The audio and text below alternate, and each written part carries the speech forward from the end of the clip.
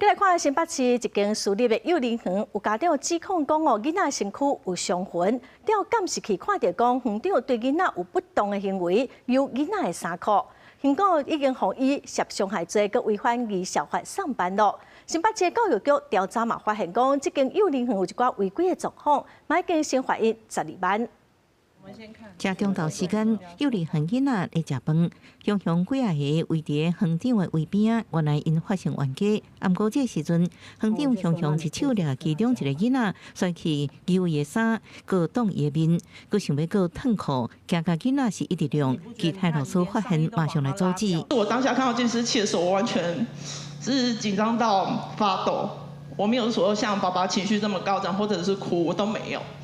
只是我這兩天回去陪孩子的時候，他都是黏着我。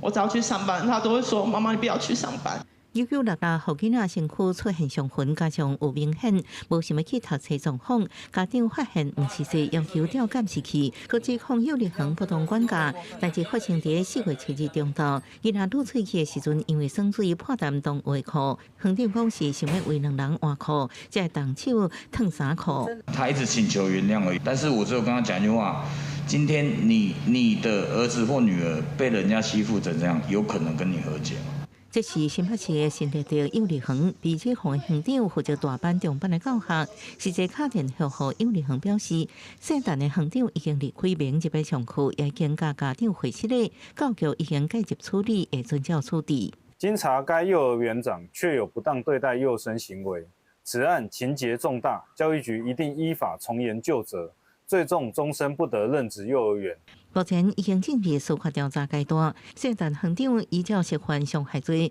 甲違反兒童甲少年福利甲權益保障法，移送新北地檢署偵辦。目前教育也查到有幼小混齡教學、師生比無符合規定才違規的狀況，罰12萬，各照規定公告名字，繼續追蹤案件，加強督導管理。記者綜合報道。